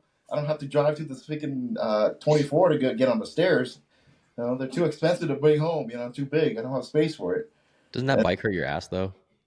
That's what I was gonna ask. How do you sit on there for an hour with your? I cannot go with the factory one, bro. That thing's destroying my ass. the first time I got my bike, I was so happy. He's like, oh my God, I got a bike and everything. After 15 minutes of sitting on the factory freaking chair, I was like, never doing bike again. Could barely walk after. But I bought the comfortable one, so a really big pad for my big fat ass, Yeah. In 2020, we got one of the pad being wider so that it fits your butt on there. It's wider. It's like really slim, right? Yeah, wider and more cushion. Just buy the most comfortable you can find. It's money worth spending. Trust. But besides that, though, I feel like we should switch too, and because I'll do bike and then I'll do stairs only now because I feel like it takes too long to get the treadmill and I have to go too fast. And then besides our muscle being overused, our joints too. I'm not getting any younger, and I feel like on the treadmill I almost have to run and all that stuff. I don't know. It's just, but it's supposed to be less stress on your knees and stuff. But I was like, but I have to go faster. I almost have to run, like you said, Tony. So I feel like it's put more stress on it as well. Yeah, we bodybuilders don't run. We just I'm allergic. we're just we're trying to find like a good happy medium where we're just keeping our heart rate up, and at the same time it's just like not as intense to where you're Yeah. Forcing your knees to like work extra hard. I feel like we do have to switch all three though. I got this question surprising me a lot. To me at first I was like, why are you asking it? People always ask like which cardio machine works best. I was like, all of them works. You just got to switch them up because your body is so powerful. It's so smart. It gets used to it. You have to switch it up now and then. So I'll do maybe this bike in the morning. I'll do stairs in the afternoon and stuff like that. And now, like right now, I'm off season. I'm getting back on the treadmill again. It's easier. It's nice. It's calm. I'm just walking. Just so my body doesn't get used to the bike still. So when I get back on prep, I'll be on the bike again. Then my body's like, oh shit, what the hell is this? All that's just in my head, anyways. And while we talk about cardio, I do want to put out there like for the people that are doing lifestyle and stuff, like don't try to do as much cardio as us. We talk about doing 2 hours and everything. I feel like we have to earn that shit. Like we have to put enough muscle to be able to do 2 hours of cardio and not look like a marathon runner. You know what I mean? Like a normal person, like I'll get like younger people that are like they haven't put that on that much muscle yet, and they ask me like, "Oh, I'm doing just as much cardio as you or every day or something like that." I was like, "Bro, you shouldn't be doing that much. You're trying to put on muscle." I was like, "That's the misconception out there." Everybody like, a lot of people look at us and oh, you gotta get so shredded. I see you guys post cardio all the time. That's must be how you get shredded, but it's not. There's so many factors. Like cardio is not your friend sometimes, So it's just part of the process. They just try and do everything. They're just trying to find whatever's going to get them to where you are faster. And so they try to jump to where you are, but you have to build up to the 2 hours. It's not like you start prep one day and you're like, all right, 2 hours of cardio today. Like you keep adding it in as you find your body hitting plateaus and you need to push things a little bit more. If you start by doing whatever, like an hour of cardio, like your body's going to hit a plateau and adjust to that at some point. So if you start off with that, the only way you can go from there is up, which is where a lot of people go wrong. A lot of people are like, oh, I want to lose weight. Let me do an hour of cardio. And then all of a sudden they stop losing weight and they're like, fuck, I'm already doing an hour of cardio. How much more can I do? Where can you go from there? Yeah. And then they give up. Right. And at the, like, really, you want to do the least amount of work possible and eat the most amount of food that you can while making progress. So later on you have adjustments that you can make. Well, they just want it too fast, too soon. Like it's just, they want the result instantly. And it's just, that's not how the body works. You got to have it, give it time for it to make adjustments. And, like, I'm sure you get this a lot. It's just like people aren't like, don't have realistic goals to where they're like, oh, I want to drop like 30 pounds by next week for my wedding. And I'm like, I'm sorry, I that's not possible unless you're like smoking crack or something. But you can chop your leg off. You get some surgery or whatever, but it's not physically possible because, think about how much time that it took you to put on that 30 pound. You think you're going to have it like off within like a week? It's not physically possible. So, people just want a, quick, instant like result, and they want to do the least amount of work too. Yeah. And sometimes when I think the biggest mistake that people do is that they want the result so much, they go too hard in the beginning and they get burnt out. Yeah. Because then they hit the plateau and then they're like, well, fuck, where do I go from here? I'm already doing all this work and eating no food. Like, I'm not even close to my goal, and then they give up.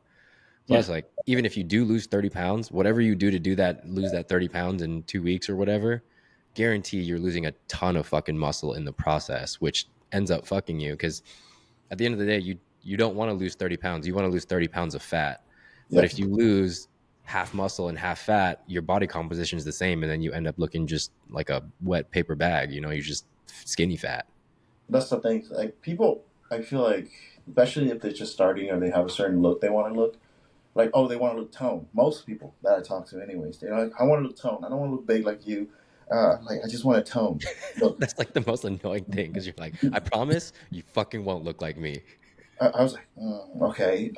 I was like, first of all, it takes a long time to, build this big, and the thing is, doing cardio won't get you that look that you want. You want that tone look, you need to have some muscle first. And most people are like, oh, I just do cardio alone and I'll get there. But if you do cardio alone, that's not the look you want in the first place. You're just going to look, like you say, just no muscle there, just like skin and bones. And to me, that's not a good look. And I don't think that most people want to look like that. They just don't think that, just don't know that they have to put on muscle to look toned. You know what I mean? It's like, you want skin, muscle, and bones. Not just skin and bones. Or they'll be like, "Oh my god, I'm like losing muscle," but like when they're losing weight, they're like, "I'm losing the size too fast. Like I'm losing muscle," and it's like you never had the muscle there to. Well, that's another case. I feel like that's another case. That's when people that try to compete will be like, 1 week they'll be like, I'm not losing anything. The next week I say, I think I'm losing too much, Tony. I think your plan, you're making me lose too much muscle. Yeah. And I always thought, like, you know how hard it is to actually for you to like lose muscle. Yeah. You got to be under eating protein like for a very long time, and not weight training. Yeah, that's me. The last 2 weeks of this prep, didn't care if we lose muscle or not. We just need to get the weight down, and that shit was hard. It's hard to lose muscle. It's not fun. Yeah, well, I was literally talking to somebody on Instagram last night, and they're like, "Well, I'm only doing cardio. I'm not lifting any weights." I was like, "Well." It'd be a lot easier and you'd get the look that you want if you just lifted weights. Because if you're only doing cardio, then you're not giving your body any reason to keep the muscle because it's not doing anything. So as you're losing weight, you're going to be more prone to losing muscle, especially if you have a shitty diet, because most people have a shitty diet. So then all of a sudden you're losing muscle and fat, and then you end up being skinny fat. You never end up getting toned. But the benefits of weight training is that, one, you retain as much muscle mass as possible, and then two, it keeps your metabolism higher because it takes more calories to maintain that muscle mass versus maintaining a smaller amount of muscle mass, which means you can eat more food and still lose weight. But people just like to be cardio bunnies. It's surprising. I feel like, to me, it's like we've been in this industry, we've been around people that knows more about fitness and all that stuff, and we tend to forget there is that misconception is still so big out there, where I just need to do cardio and I'll get lean. You know what I mean? It's still out there a lot, but people don't get like how I try to, like, in this example, it's like you're just recruiting fat burners for muscle. You know what I mean? The more muscle you have, the more workers you have to burn up more fat. It's, why not?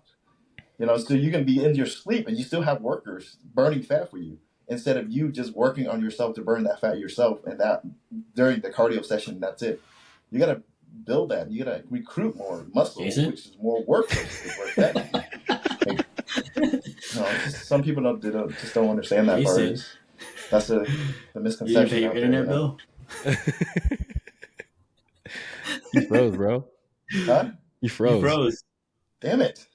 Okay, whatever. I'm so big. What do you guys think about like? Okay, so there's this new trend where you take this celebrity fat burning drugs, whatever, and semaglutide. Yeah, semaglutide. What do you guys think about that approach as far as like losing fat? Okay, I was just talking to somebody about this. They're a pharmacist. Oh, Steph, Steph from my wedding. Oh yeah, Jason, you weren't there.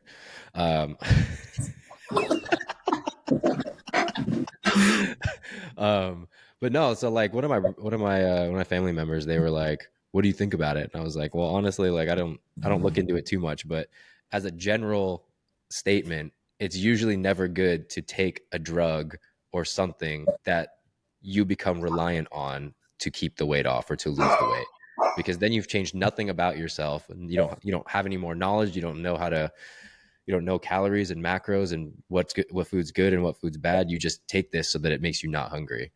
Like if you need it and you're someone that truly qualifies for needing it, because it does have a blood sugar component where it helps lower your blood sugar, but really it just kind of makes you not hungry, then obviously like you should use it, but you should use it in combination with a good diet, because what a lot of people will do, and what they, with whether it's like a normal fat burner or semaglutide, people will take it and they'll be like, oh, I'm not hungry, so I'm just not going to eat.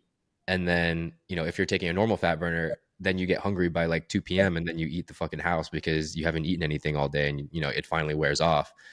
But if you're taking semaglutide and you're just actually not hungry like all the time, and you don't eat, your body adapts to eating that lower amount of calories. And then, you know, if you ever stop it, then you eat a bunch of calories and your metabolism's fucked, you know, and then you get fat super fast. What do you think? No, I agree with you. Like, if you have to take something to get something else, like I don't take. To me, it's the same way as like sleep. We call it sleep aid or whatever. It's the same thing. I don't want to become dependent on anything. You know, when it's not there anymore, it's like your body naturally is like, well, what am I doing now? You know, you kind of take that ability away from it. Like, that's, to me, that's just how I look at it. You know, simple as that. You know, I don't want to take anything extra to have to get to. Did I freeze again? No, you didn't.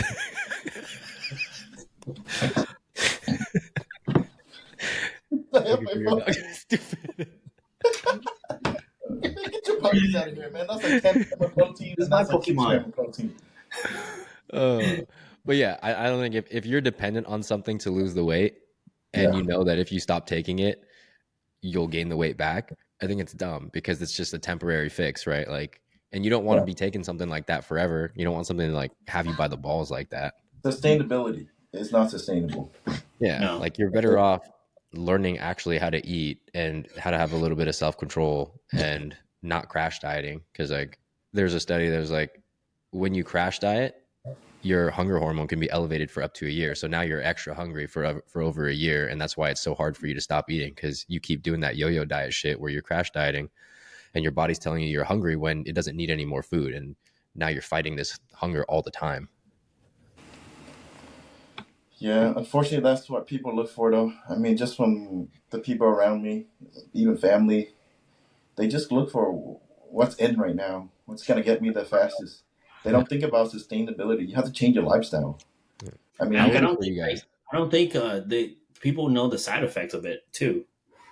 So, you know, nothing is like that easy. I think there has to be a pros and cons of whatever you're taking. Yeah, for sure. Yeah, but I think for someone that's truly obese that wants to lose like over 100 pounds, yeah, I would recommend taking that approach. But if you have like to lose 10 pounds, why the heck are you on that drug? You can just lose 10 pounds by just, you know, changing your lifestyle and just diet hard. That's it. Yeah. It takes too long for most people. They want it right away. Yeah. What was it like for you guys being in an Asian household and starting to diet? You know, like, because all Asian families are always like, eat this, and they think it's weird when you don't eat their food. Like, what was it like for you guys? At first, they were like, "Why did you pick this sport? Because this is like the dumbest sport for you to do." Especially when you're small and you're still fat. And they're like, they're like, you know, don't get too big. You know, like you don't have, you know, family events, gathering, whatever, and then you have to bring your food there.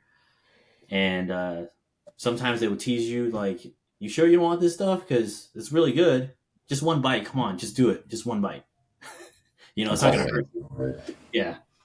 So, but then over time, they just see like, you know, when you start winning shows and you're doing well, then they truly understand like, okay, what you're doing.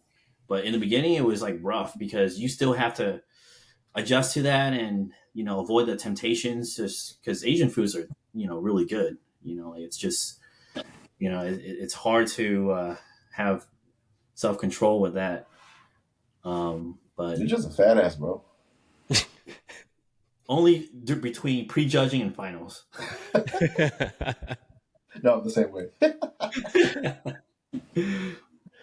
No, it's the same, dude. Same household. I feel like you just like spoke everything that I have to go through. Like even now, like my parents would be like, especially my dad, dude, he'll tease me sometimes. I'll bring home food like, "Hey, you sure you want this? You sure?" Dude, when I get like 2 weeks out, I get so short. I get so annoyed. I was like, "Yeah, right now, I'm gonna throw it right now." They say, "You sure you want this? You sure?"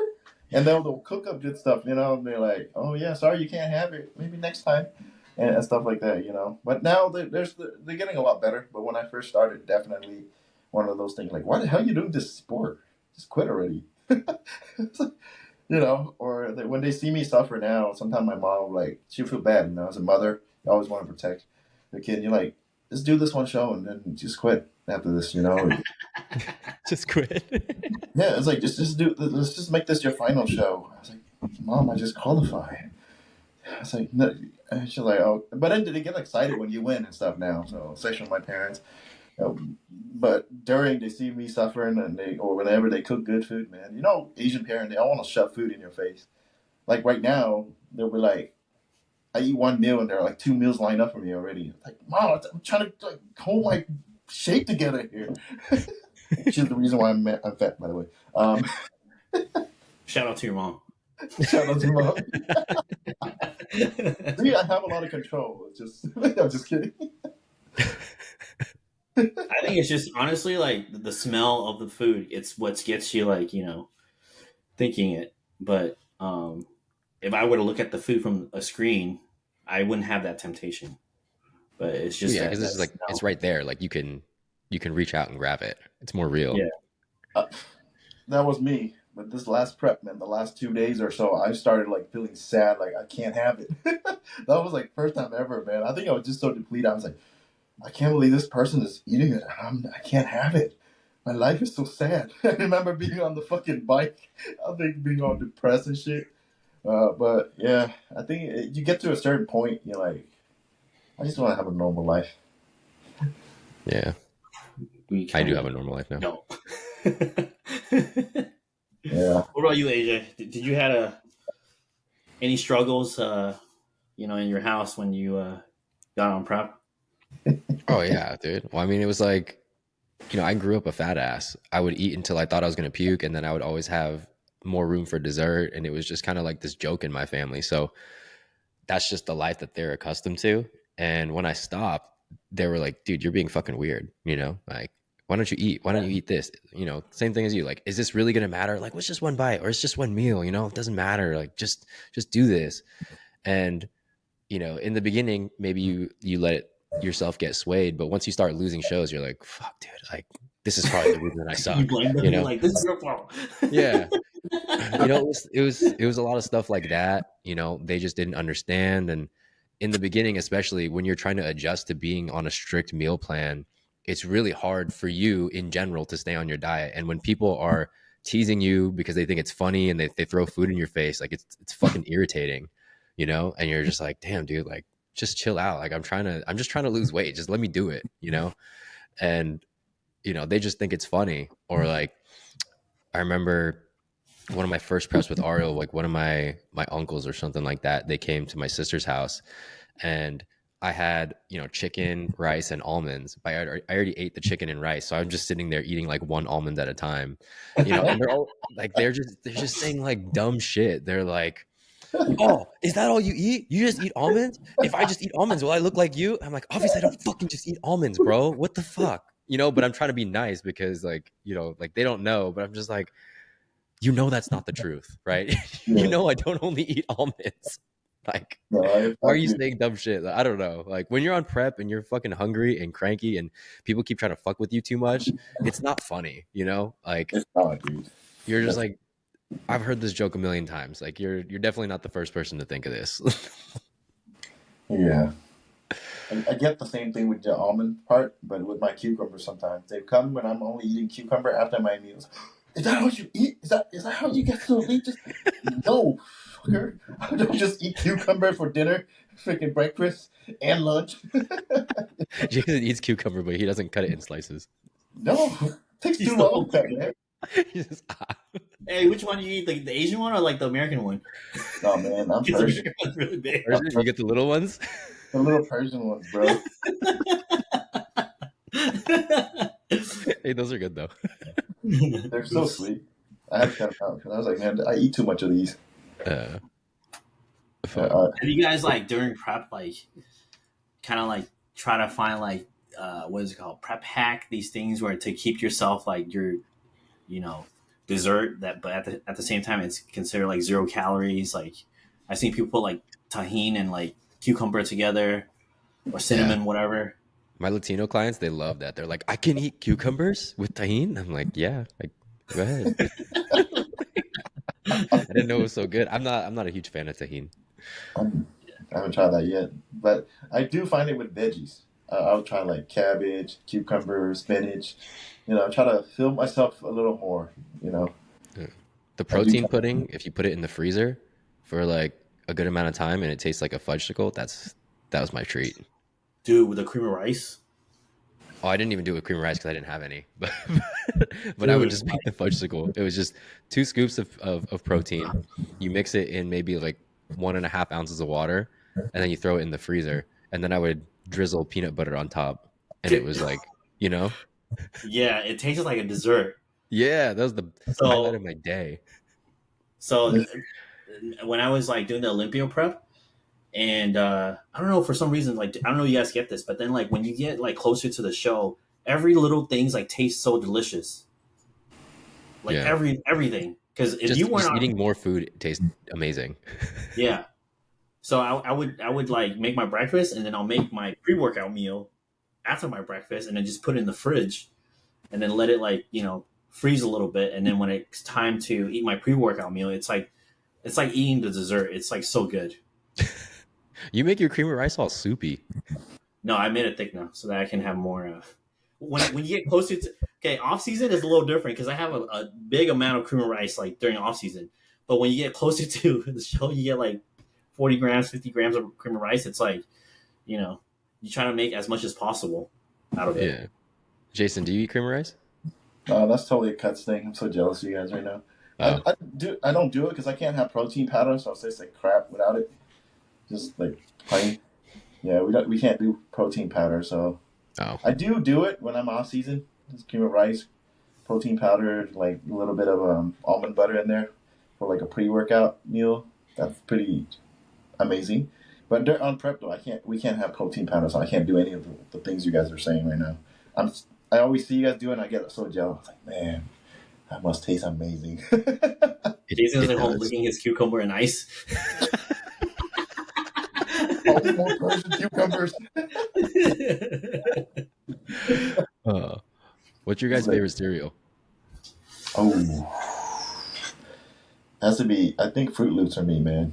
Yeah, Fruit Loops. Can't go wrong with Fruit Loops. Did he freeze again? Yeah, he did. What's yours?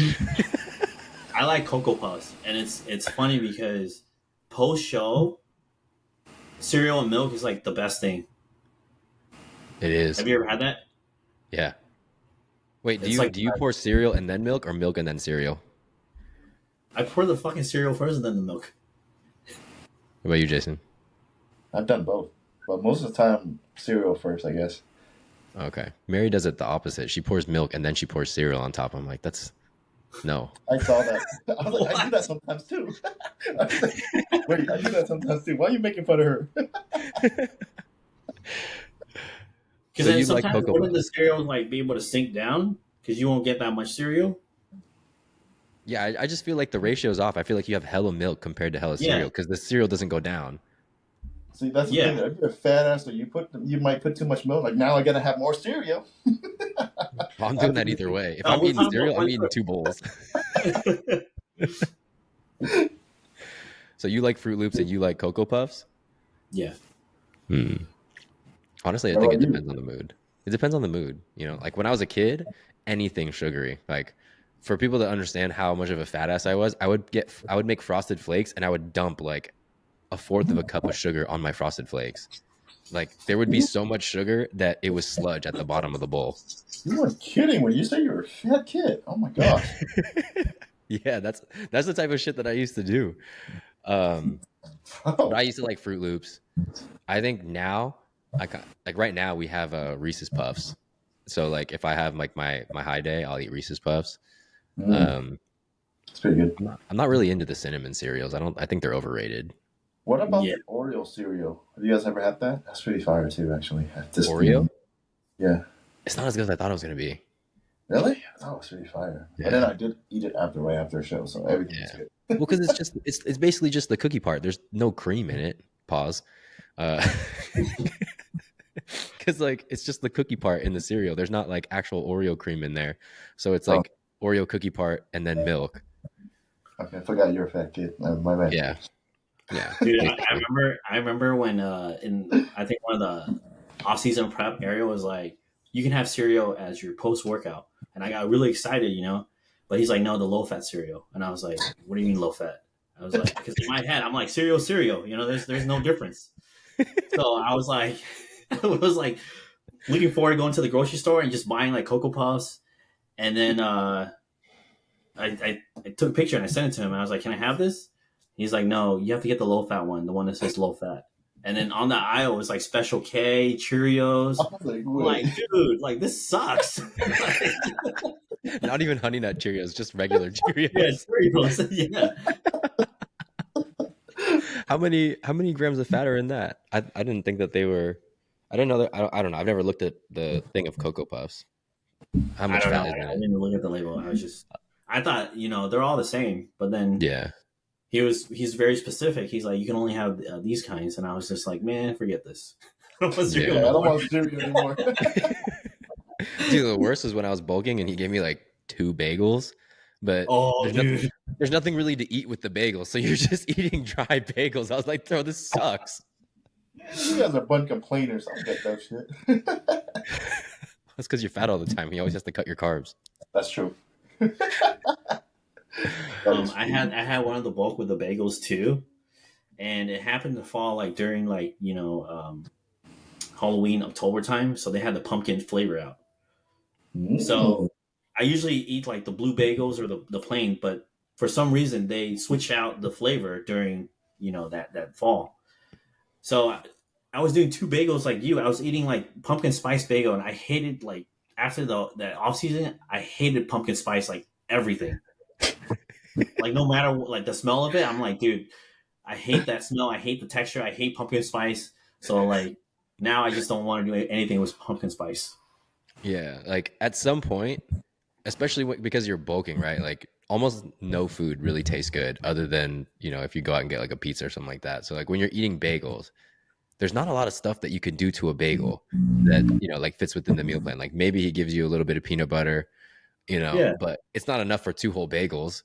No. And the bagels, the worst is when, you know, you don't even get, you know, like you're busy and you don't even have the chance to toast it. And then you're just eating like plain raw bagels and you're just like, gross, bro. And then you down it with pumpkin spice, freaking protein flavor too. I'm like, oh my God, dude. That does not sound good. No. Yeah, dude, pumpkin spice is overrated. That's a hot take, but it's overrated. You can't tell me that, though.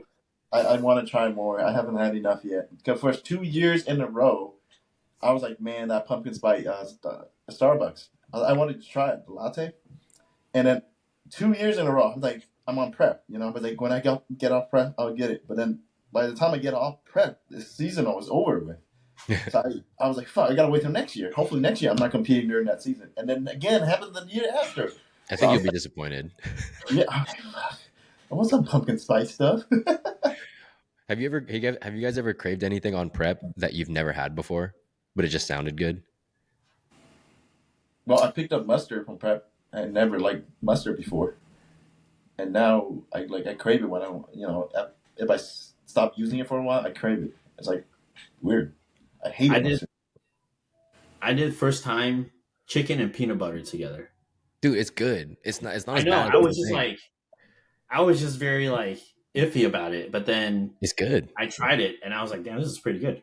It's got to be the natural peanut butter. You can't be using that fucking Jiffy or Skip. Yeah. Yeah. Because think about it. Like, so Thai food, it's like peanut satay, like satay sauce. It's like the same thing. So if you make, the first time I ever tried it was because Mary came to see my pro debut and I needed to rush to go get her at the airport. And I was like, fuck, I got to eat this meal because I was like one day out. And I just started dumping peanut butter on my chicken and I was eating it. And I was like, oh, fuck, this is pretty good. This is fair. I haven't tried that yet. It's pretty good, dude. Like, do you crave it though? On prep? Well, I don't crave it like out of the blue. I'm like, oh, I'm gonna have chicken and peanut butter out of nowhere. When I did my first show with Ario, I was craving McGriddles, but I'd never had a McGriddle before. Yeah. Oh. Yeah, I don't know why. It just sounded good. Like pancake, ready. I think just the thought of having all those things just makes you like, damn, I want it. Yeah, dude, I was like, dude, that sounds fucking fire. All right, boys. We gotta probably. I gotta eat a meal and go do legs. That's EG today. Jason's gonna pretend to hit legs today.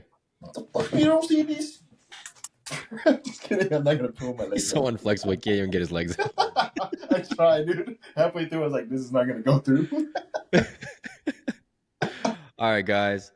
Well, that's the episode. It was a bit random, but hopefully you got a lot of knowledge from some experienced bodybuilders, the Viet boys. Probably like 5 minutes of knowledge and like an hour and 40 minutes of bullshit. All right, where can everybody follow you guys?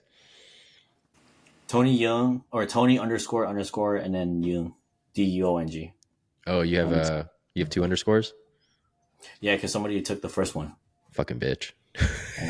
This one is not enough. They know who the real Tony Young is. That's right, the first classic physique Viet Olympian. Jason, where can they follow you? The last one. At JQuinter16. And I don't know my YouTube yet because it's so new. I think Jason _Huynh and then 16. Jason bought a $2,000 lens just to not make videos. Shut up. Dude, we had that conversation like for, I think during prep, it was just like, we're just buying random shit. And then we went from shoes to like cameras. And then I bought a set of camera too. I didn't even touch it yet. We went from expensive to more expensive hobbies. Yeah. At least you wear your shoes. What do you mean? I just used it yesterday just to fix the lens. Yeah. All right, guys. Thanks for watching. Like, comment, subscribe. If you're going to rate the show, rate it 5 stars. If you're not going to rate it 5 stars, then don't fucking rate it.